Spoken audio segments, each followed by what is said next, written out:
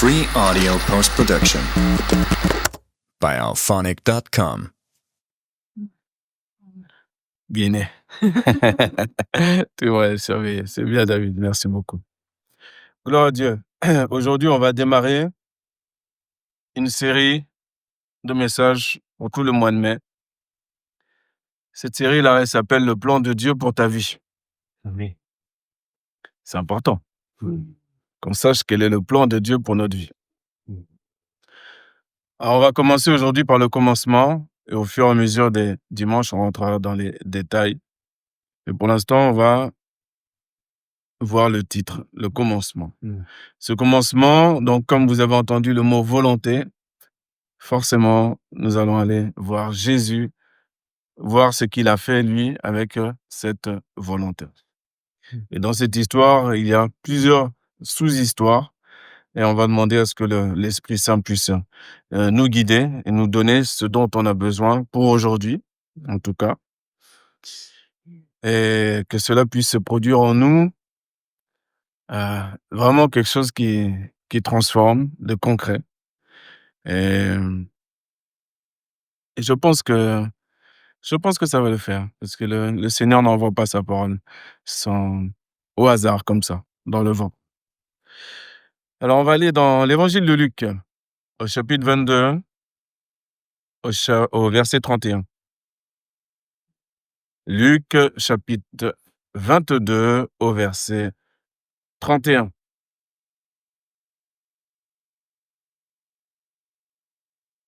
C'est vrai qu'avant, nous, on était sans Dieu, donc on vivait notre vie comme on voulait.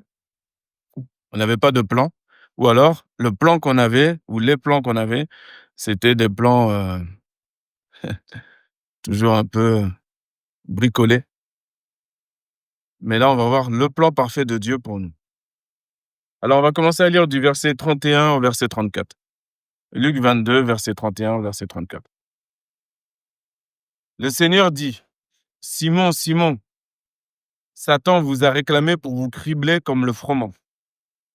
Mais j'ai prié pour toi, afin que ta foi ne défaille point. Et toi, quand tu seras converti, dans d'autres versions, on dit quand tu seras revenu, affermis tes frères. » Seigneur, lui dit Pierre, « Je suis prêt à aller avec toi, et en prison, et à la mort. » Et Jésus dit, « Pierre, je te le dis, le coq ne chantera pas aujourd'hui que tu n'aies nié 3 fois de me connaître. Amen. » Première partie, donc 31 à 34. Le Seigneur parle de manière très claire. 1, c'est le Seigneur qui parle. 2, ce qu'il dit, ce qu'il a à dire est très, très important. Et dans ce qu'il dit, il révèle à Pierre, Simon-Pierre, que Satan, que le diable, les a réclamés auprès de Dieu pour les cribler. C'est-à-dire pour que, passer dans les pires épreuves, tous les enfants de Dieu. Alors, ça c'est la première information. Deuxième information, il dit qu'il a prié pour nous. Il a prié pour Pierre, il a prié pour nous, afin que la foi de Pierre ne défaille point. Et toi, quand tu seras converti, quand tu seras revenu, affermis tes frères. Donc, ce qui signifie que là, lorsque Jésus parle à Simon-Pierre, il n'est pas encore converti. Mais il a marché avec Jésus.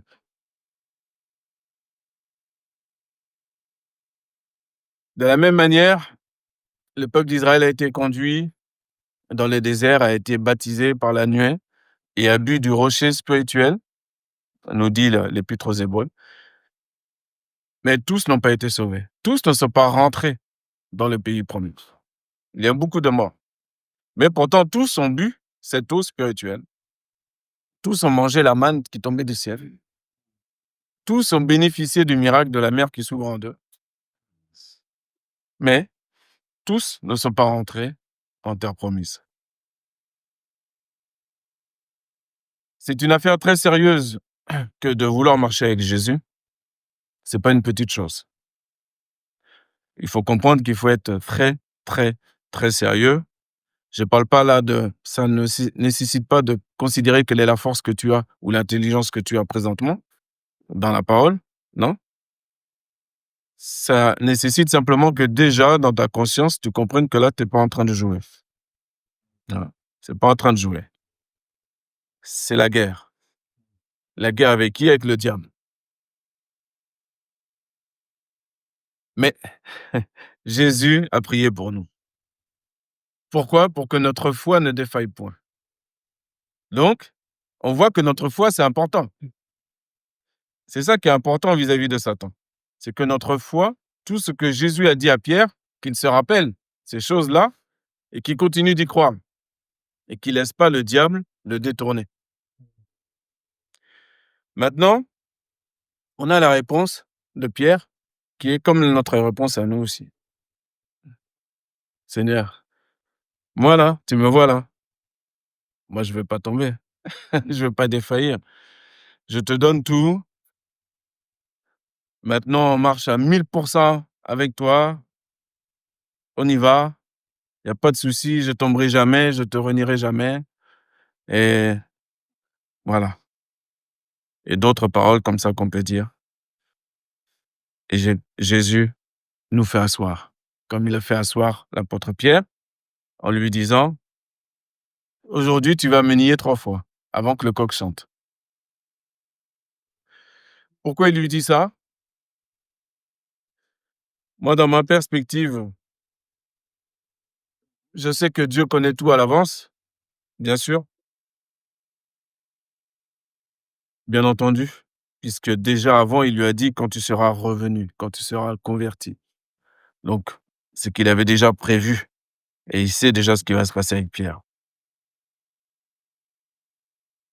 Cependant,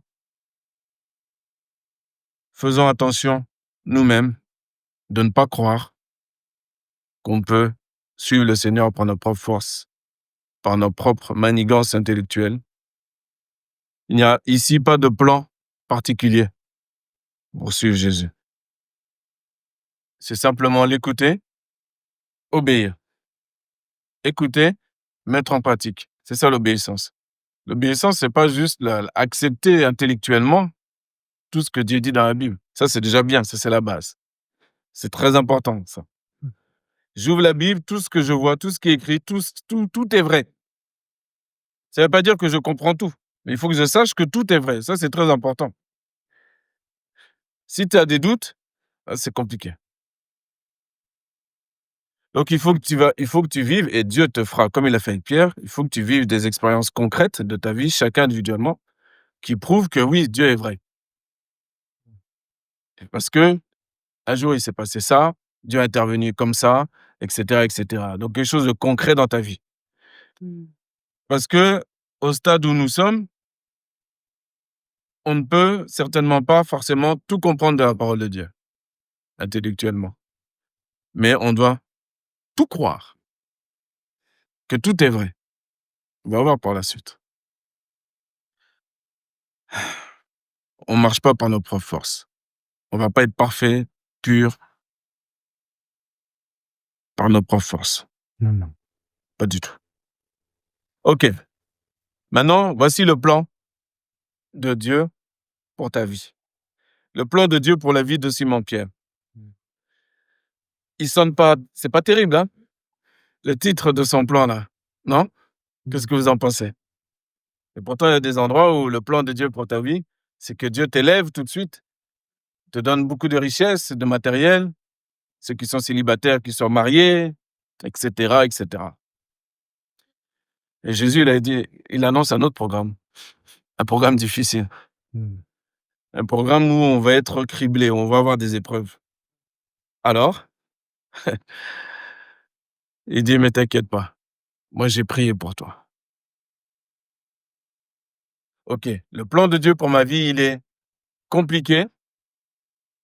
Aujourd'hui, on voit la surface. Les autres dimanches, on va rentrer dans chaque détail, ne vous inquiétez pas.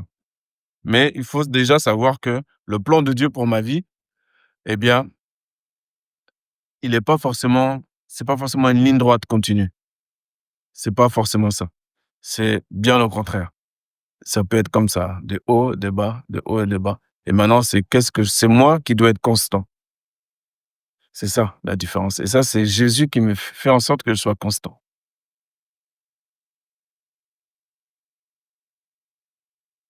On va lire la deuxième partie, 39 à 46. Versets 39 à 46. Ce que Jésus dit pour Pierre,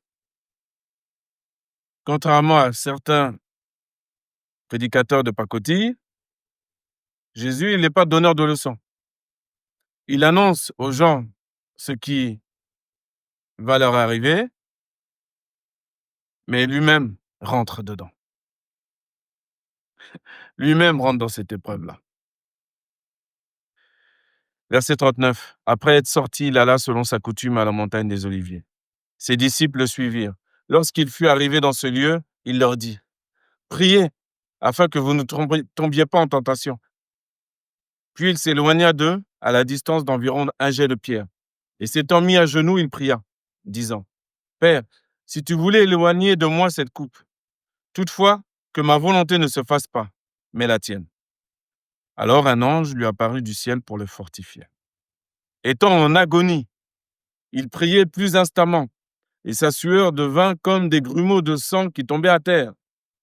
Après avoir prié, il se leva et vint vers les disciples qu'il trouva endormis de tristesse. Et il leur dit : « Pourquoi dormez-vous ? Levez-vous et priez, afin que vous ne tombiez pas en tentation. » Parce que le crible du diable, on ne soupçonne pas la puissance de ce crible-là. Et parce que Jésus est là physiquement, et parce qu'ils savent qu'il va partir, qu'il va être enlevé, leur cœur est triste. Une tristesse qui est outre mesure. Une tristesse qui te fait oublier les paroles du Seigneur, qu'il a dit auparavant. Maintenant, il a besoin d'eux pour prier, pour intercéder, pour l'aider. Chacun a sa place. Jésus est un petit peu plus loin, mais il a besoin que les apôtres qui sont avec lui prient également. Et quand il vient les voir, il les trouve en train de dormir. La tristesse outre mesure nous amène dans un sommeil. Et on n'agit plus, on pense plus, on réfléchit plus comme il faut. Il faut faire attention. Faire attention. Et à un moment donné, il faut se lever et prier. Voilà le médicament. Toi-même, tout seul, toute seule, tu te lèves et tu pries. Pourquoi ? Pas parce que c'est normal, un chrétien il prie. Non, c'est pas juste parce que c'est normal, un chrétien il prie. Sinon, même quand le culte démarre, quand on loue, il faut pas que les gens chantent ou prient parce que c'est comme ça dans une église, on chante, on prie. Non, je chante parce que mon cœur est pour Dieu. Je sais que Dieu descend au milieu des louanges d'Israël, de son peuple. Et donc, je veux le faire venir par la louange, donc par la conscience, par l'intelligence qu'il m'a donnée dans sa parole. Et donc, j'agis en fonction. Et quand je prie, quand j'intercède, je prie, j'ouvre la bouche parce que je parle à quelqu'un qui m'écoute, qui est vivant. Je ne fais pas parce que c'est rituel. Non, il y a une grande conscience dedans. Alors, on n'a pas idée de la puissance de ce crible, donc il faut être vigilant. Il y a un plan de Dieu pour notre vie. Bien sûr, dans Jérémie 29 au verset 11, il nous est rappelé que Dieu a des projets de paix et non de malheur. Et ça, on le connaît, toute l'Église le connaît par cœur. C'est normal, des projets de paix et non de malheur. Mais tout le monde oublie que ces paroles-là ont été adressées à Jérémie dans un temps de trouble. Dans un temps où ils étaient déportés, dans un temps où ils étaient massacrés. Donc là, on voit l'importance de la foi. L'importance que Jésus lui-même, ça pouvait que être lui, qui prie pour que notre foi ne défaille point. Si tu dis à quelqu'un qui est dans plein de problèmes, Lève-toi, prie ton Dieu. Il va t'aider, il va te secourir. Prie Jésus, va vers lui, etc. Et que lui ait la tête sous l'eau, on va dire. Ça peut être difficile pour lui d'accepter ces paroles. Ça peut être difficile parce que son niveau de foi peut être tellement atteint que, eh bien, il n'entende plus la parole de Dieu. Et qu'il se souvienne même plus de sa parole. Levez-vous et priez afin que vous ne tombiez pas en tentation. La tentation dont on parle là, c'est la tentation de quitter. De quitter la foi, de quitter l'Église, de quitter l'Évangile, quitter Jésus, quitter Dieu tout court. Donc même si dans ton cœur, pour toi c'est clair, c'est net, que tu aimes Dieu, prie toujours que Dieu te garde, quelle que soit ta force. Et plus tu es humble, plus Dieu va t'élever, et donc plus tu seras fort. Mais plus tu es fort, plus tu dois être vigilant à prier pour que Dieu te garde dans l'humilité. Il est important qu'on soit fort. Il est important qu'on soit intelligent, qu'on soit de plus en plus sage, qu'on soit de plus en plus excellent, de plus en plus parfait. Ça, c'est Dieu. C'est logique. Et de l'autre côté, on doit être vigilant. On doit toujours prier pour que Dieu surveille et mettre à terre notre orgueil. Pierre ne savait pas qu'il n'était pas encore converti. Pierre ne savait pas qu'il avait encore un peu d'orgueil. Donc, comme nous, on est malade, on va voir un jour, on va chez le médecin. Le médecin nous pose des questions, on a un entretien avec lui. Et puis, à un moment donné, il va nous apprendre qu'on est malade à tel endroit, on a tel problème. Il faut qu'il nous dise les choses pour pouvoir nous soigner. Ben, c'est la même chose qu'il a fait avec Pierre. Si Jésus ne lui dit rien, comment Pierre va pouvoir accéder à cette humilité, à cet esprit brisé qu'il aura par la suite, on va le lire, il ne l'aurait pas eu. Si on te dit que les choses que tu vas entendre, pas de problème. Tu feras partie aussi du peuple, comme j'ai dit tout à l'heure, du peuple d'Israël qui a traversé la mer Rouge, il n'y a pas de souci. Mais ils ne sont pas tous rentrés. Un petit nombre est rentré dans la terre promise. Donc c'est à nous de décider, est-ce qu'on veut rentrer véritablement dans le vrai plan de Dieu pour notre vie ou pas.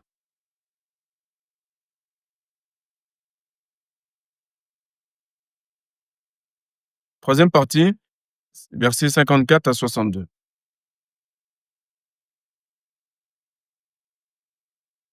Après avoir saisi Jésus, ils l'emmenèrent et le conduisirent dans la maison du souverain sacrificateur. Pierre suivait de loin. Ils allumèrent du feu au milieu de la cour et ils s'assirent. Pierre s'assit parmi eux. Une servante qui le vit assis devant le feu fixa sur lui les regards et dit : « Cet homme était aussi avec lui. » Mais il nia, disant : « Femme, je ne le connais pas. » Peu après, un autre l'ayant vu dit : « Tu es aussi de ces gens-là ? » Et Pierre dit : « Homme, je n'en suis pas. » Environ 1 heure plus tard, un autre insistait, disant : « Certainement cet homme était aussi avec lui, car il est galiléen. » Pierre répondit : « Homme, je ne sais ce que tu dis. » Au même instant, comme il parlait encore, le coq chanta. Le Seigneur s'étant retourné regarda Pierre. Et Pierre se souvint de la parole que le Seigneur lui avait dite. « Avant que le coq chante aujourd'hui, tu me renieras 3 fois. » Et étant sorti, il pleura amèrement. Amen. 3 fois, femme, je ne le connais pas. Homme, je n'en suis pas. Homme, je ne sais ce que tu dis. Et auparavant, on a, au verset 33, Seigneur, lui dit Pierre, je suis prêt à aller avec toi. Et en prison. Et si la prison n'est pas suffisante, il rajoute, et à la mort. Aujourd'hui, ce n'est pas le procès de Pierre. Attention.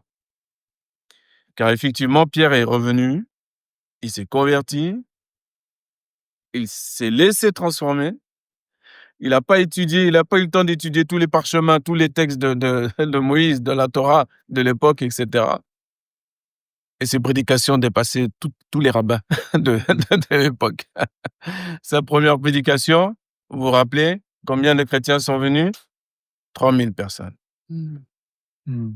Oui. Donc les 3000 personnes ne sont pas ni de Pierre, ni de quoi que ce soit, c'est de la volonté de Dieu. La volonté de Dieu,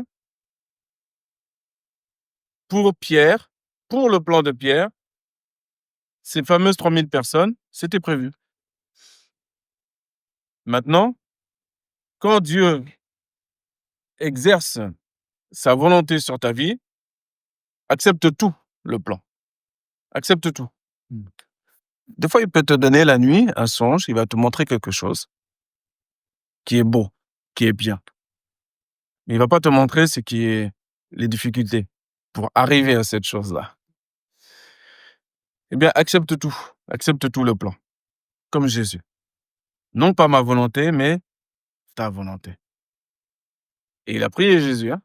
Il l'a mis en pratique. Hein. Celui qui dit « Levez-vous et priez afin que vous ne tombiez pas en tentation », s'est levé et a prié afin qu'il ne tombe pas en tentation.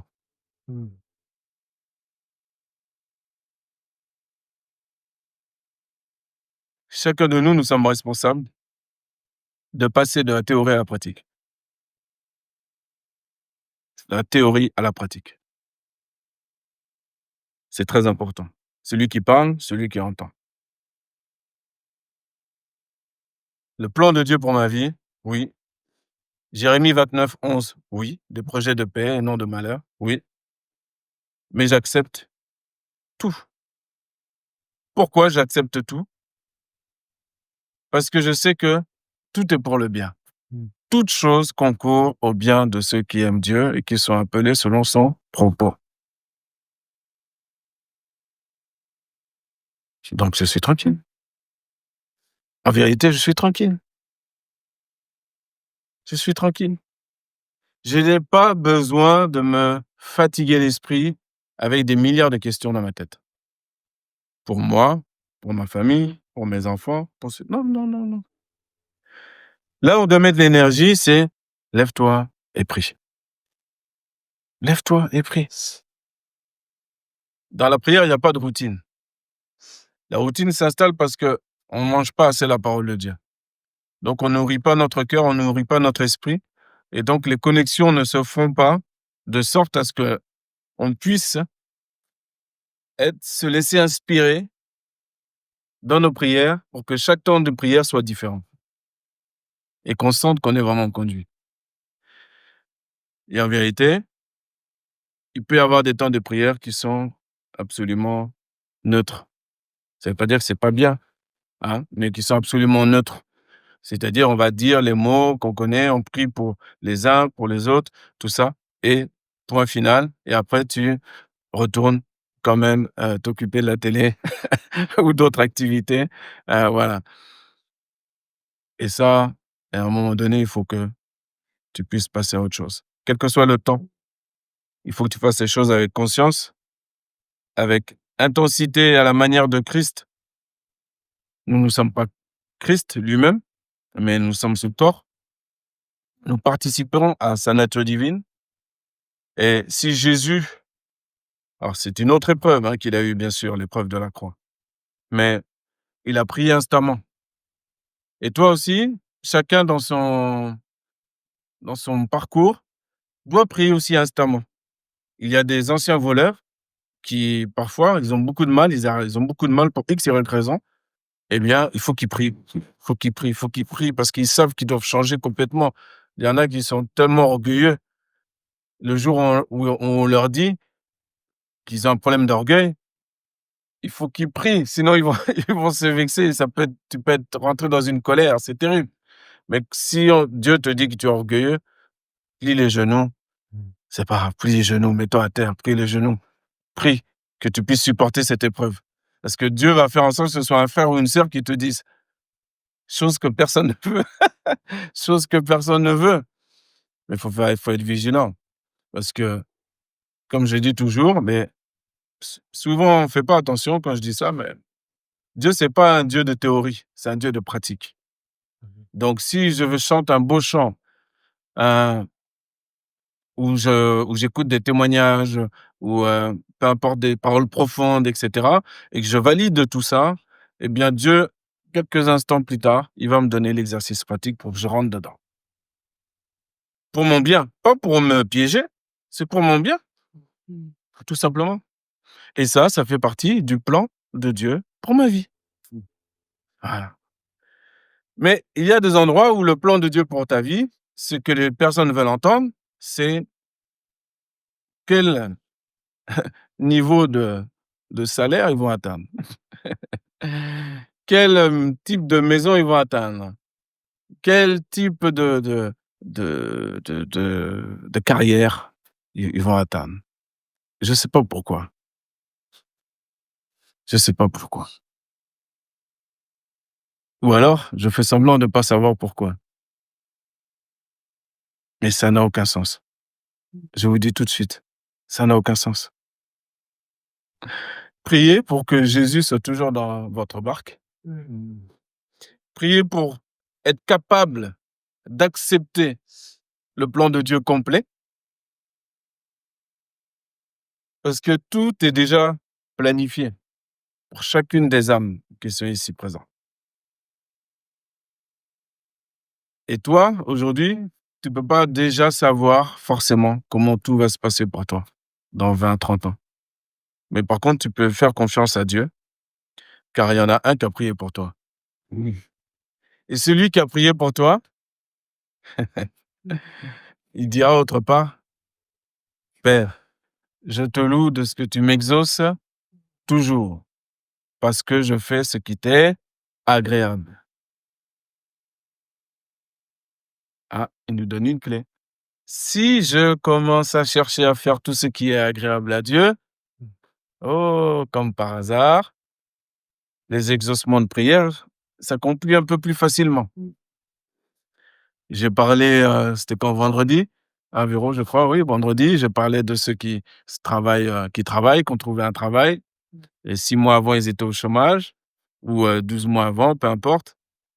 Et puis, donc ils touchent, l'indemnité chômage, d'accord? Et un jour, ils trouvent le travail. Et pendant 6 mois, ils ne déclarent pas à Pôle emploi ou France Travail, vous l'appelez comme vous voulez, ils ne déclarent pas qu'ils travaillent. Donc comme ça, ils touchent 2 fois. Ils touchent une indemnité France Travail et ils touchent leur salaire. Elle est belle la vie. Qu'est-ce que Dieu est bon. Quelle grâce. Dieu connaît ma souffrance, il connaît mes douleurs, il sait que c'est dur de payer mes factures. Il sait que c'est compliqué. Merci Seigneur, tu es un Dieu d'amour, tu es un Dieu de grâce, un Dieu de paix. Et tu peux avoir une personne comme ça qui prie chaque dimanche pendant 20 minutes et tu penses que tout est carré dans sa vie. Mais c'est pas. Ne vous laissez jamais impressionner par l'extériorité des choses. Jamais. Vous seriez bien surpris. Par contre, chacun va s'occuper de ses propres affaires, bien sûr. Mais ce petit détail-là que j'ai donné, cet exemple que j'ai donné pour Pôle emploi, il est valable dans plein de domaines. Dans plein de domaines. Et ça fait partie aussi du plan de Dieu pour ma vie. Voici des choses qui sont agréables. Marcher dans la vérité, dans la sainteté, etc., etc. Il y a beaucoup de choses qu'on connaît déjà, mais il faut qu'on les mette en pratique. Il ne faut pas avoir peur. Il ne faut pas avoir peur de déclarer: maintenant tu as un salaire, tu as un travail, c'est bon. Ah oui, ça diminue. Les ressources sont diminuées dans l'exemple que j'ai pris. Ça a diminué.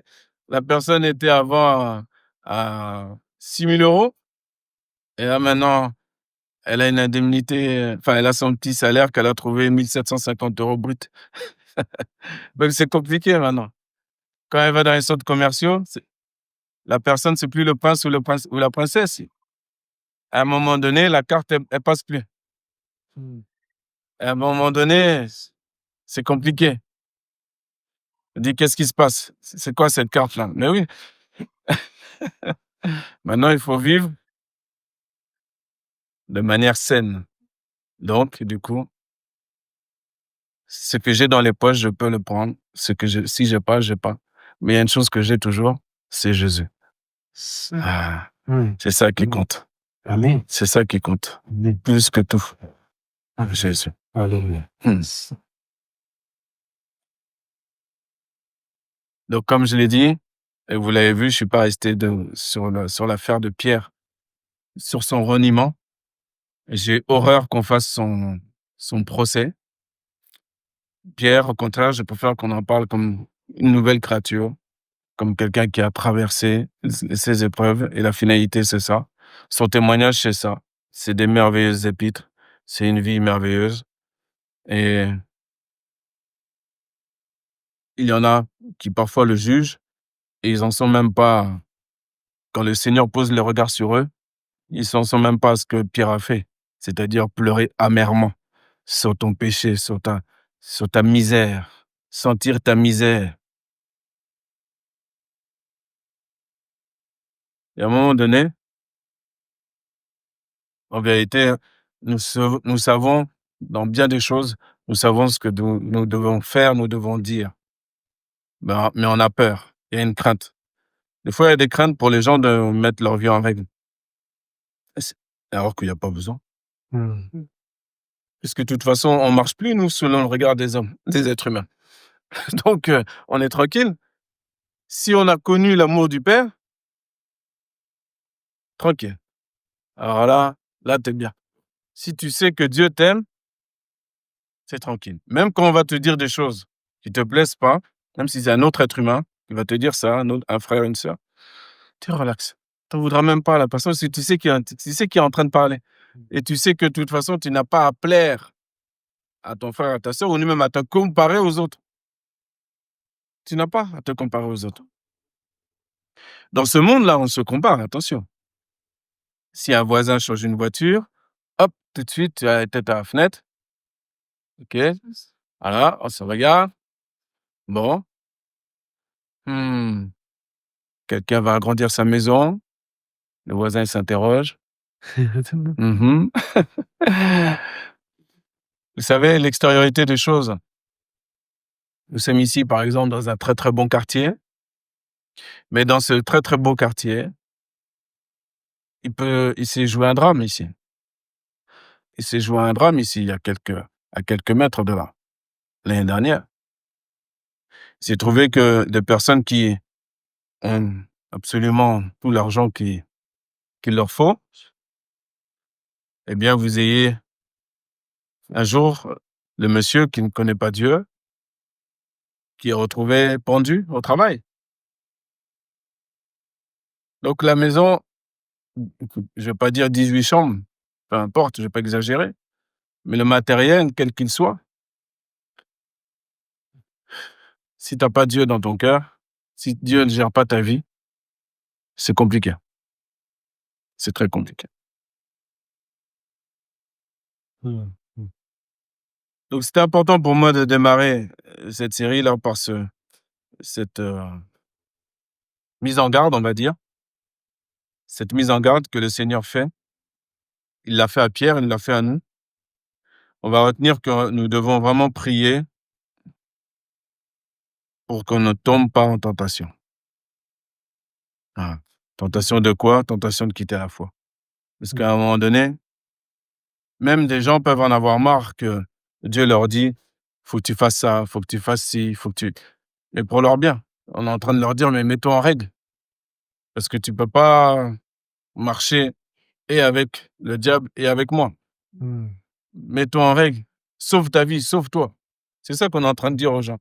Et pendant qu'on dit ça, eh bien, ceux qui n'ont pas bien compris la parole de Dieu cherchent dans leur plan pour leur vie plutôt quel nouveau appareil ménager je vais acheter, quelle nouvelle voiture je vais acheter, quel est le plan de Dieu pour ma nouvelle maison, etc. Les différents exemples dont j'ai cités. Mais on terminera par Matthieu 6, 33 qui nous rappelle que nous devons chercher premièrement le royaume des cieux et sa justice. et le reste, toute chose, tout ce qui est appelé chose, vous sera donné par-dessus tout. Amen. Vous avez des orphelins, des enfants qui ont eu leur village massacré, se retrouver à la rue, parce que souvent, nous, on pense qu'on souffre. Hein. On pense qu'on est martyrisé, mais on ne sait pas de quoi on parle. On ne sait pas du tout de quoi on parle. Je ne minimise pas chaque souffrance que chaque personne ici a pu avoir dans son parcours, c'est pas ça. Mais il y a des souffrances terribles. Et il y a des orphelins qui ont souffert, qui ont traîné dans la rue, qui n'ont pas pu aller à l'école, etc. Et puis un jour, ils ont rencontré un missionnaire. Ils ont rencontré leur vrai père à travers la parole de Dieu. Ils se sont accrochés uniquement au Père. Et Dieu les a élevés. Selon sa parole, il élève le pauvre du fumier. Il le sort du fumier dans lequel il est assis là. Et il l'élève, il le fait asseoir avec les nobles. Ça, c'est merveilleux. Parce que la personne cherche premièrement le royaume des cieux et sa justice. Gloire à Dieu. On va prier le Seigneur. Free audio post-production by alphonic.com.